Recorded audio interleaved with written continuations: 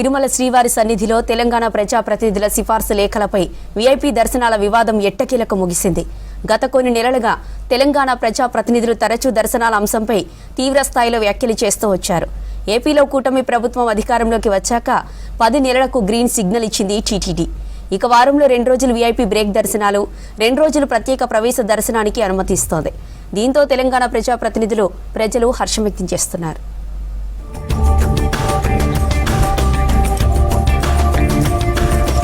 గత ఆదివారం మొదటి రోజు తెలంగాణ ఎంపీ, ఎమ్మెల్యే, ఎమ్మెల్సీలు ఇచ్చిన సిఫార్సు లేఖలను టీటీడీ అధికారులు అనుమతించారు. తెలంగాణ ప్రజాప్రతినిధుల లెటర్స్ పై టీటీడీ 600 మంది వరకు వీఐపీ బ్రేక్ దర్శనాలు కేటాయించినట్లు తెలిపారు అధికారులు. తెలంగాణ నుంచి వచ్చిన భక్తులు శ్రీవారిని దర్శనం చేసుకున్నారు.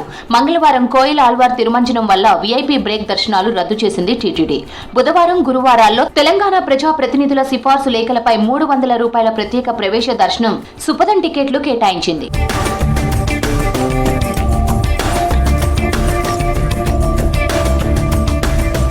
ప్రతి సోమ, మంగళవారం వీఐపీ బ్రేక్ దర్శనాలకు సంబంధించి ఆది, సోమవారాల్లో తెలంగాణ ప్రజాప్రతినిధుల నుంచి సిఫార్సు లేఖలు స్వీకరిస్తారు. 300 దర్శనం టికెట్లకు సంబంధించి సిఫార్సు లేఖలను బుధ, గురువారాల్లో తీసుకుంటామని ప్రకటించింది టీటీడీ. 300 దర్శనం టికెట్ల లేఖలపై ఏ రోజుకు ఆ రోజు దర్శనం ఉంటుంది. నిర్దేశిత రోజుల్లో ఒక ప్రజాప్రతినిధికి సంబంధించి ఒక లేఖ మాత్రమే తీసుకుంటామని, ఒక లేఖలో 6 భక్తులకే దర్శనం ఉంటుందని తెలిపింది టీటీడీ.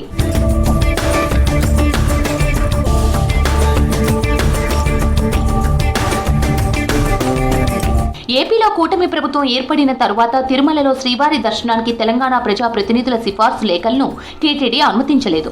దీంతో తెలంగాణ ప్రజాప్రతినిధుల సిఫార్సు లేఖలను అనుమతించాలని ఏపీ ప్రభుత్వానికి ఆ ప్రాంత ఎమ్మెల్యేలు, మాజీ ఎమ్మెల్యేలు, మంత్రులు తరచుగా విజ్ఞప్తి చేస్తూ వచ్చారు. ఇదే అంశంపై తెలంగాణ ముఖ్యమంత్రి రేవంత్ రెడ్డి ఏపీ సీఎం చంద్రబాబుకు లెటర్ రాశారు. ఈ విజ్ఞప్తిపై ఏపీ సీఎం చంద్రబాబు సానుకూలంగా స్పందించారు. చంద్రబాబు ఆదేశంతో శ్రీవారి దర్శనం కోసం తెలంగాణ ప్రజాప్రతినిధుల సిఫార్సు లేఖలను స్వీకరించాలని టీటీడీ నిర్ణయం తీసుకుంది. మార్చి 24 నుంచి గతంలో నిలిచిపోయిన ఈ సౌకర్యాన్ని పునరుద్ధరించారు.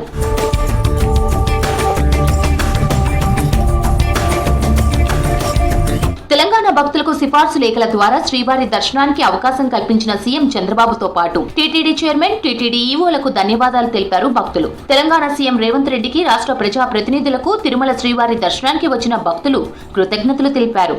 ఆంధ్రప్రదేశ్ ప్రభుత్వం కూడా ఏదో తెలంగాణ ప్రభుత్వాన్ని గుర్తించి ఎమ్మెల్యేలకు నెలలో 2 మాటలు ఇవ్వడం జరుగుతుంది. వారంలో కూడా 2 మాటలు బ్రేక్ దర్శనం జరుగుతుంది.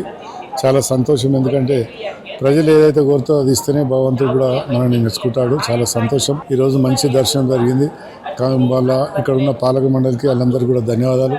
ఉమ్మడి ఏపీలో 294 నియోజకవర్గాల ఎమ్మెల్యేలతో పాటు ఎంపీలు, ఎమ్మెల్సీల సిఫార్సు లేఖలు తిరుమలలో చెల్లుబాటు అయ్యేవి. సిఫార్సు లేఖలతో వచ్చిన భక్తులను శ్రీవారి బ్రేక్ దర్శనాలకు అనుమతించేవారు.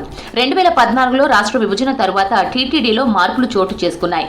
మొదట తెలంగాణ నేతల సిఫార్సులు చెల్లుబాటు అయ్యేవి. ఆ తర్వాత క్రమంగా తెలంగాణ ప్రజాప్రతినిధుల సిఫార్సు లేఖలతో వచ్చిన వారికి దర్శనాలు నిలిపివేయడంపై విమర్శలు వచ్చాయి.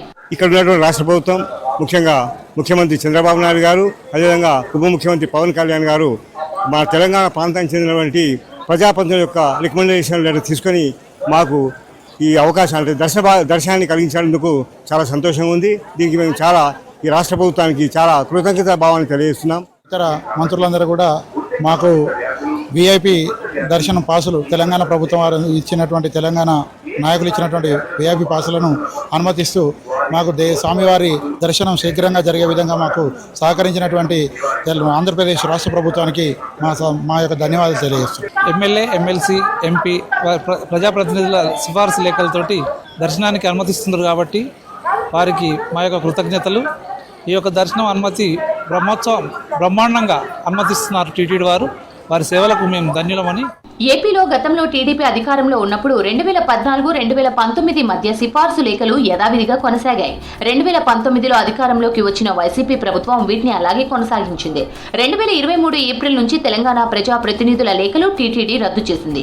అప్పట్లో తెలంగాణలో అధికారంలో ఉన్న బీఆర్ఎస్ మంత్రులు, ఎమ్మెల్యేలు నేరుగా ఉన్నతాధికారులను కలిసి లేఖల అంశంపై చర్చించారు. అయినా పరిష్కారం కాలేదు. కాంగ్రెస్ అధికారంలోకి వచ్చాక తెలంగాణ నేతలు తిరుమలకు వచ్చిన ప్రతిసారి దర్శనాల విషయాలపై మాట్లాడుతూనే ఉన్నారు. 2024 ఎన్నికల్లో ఏపీలో వైసీపీ ఓడిపోవడంతో టీడీపీ, బీజేపీ, జనసేన కూటమి అధికారంలోకి వచ్చింది. చంద్రబాబు సీఎం కావడంతో దర్శనాల విషయం మళ్లీ చర్చనీయాంశంగా మారింది. చివరకు సమస్య పరిష్కారం కావడంతో భక్తులు సంతోషం వ్యక్తం చేస్తున్నారు.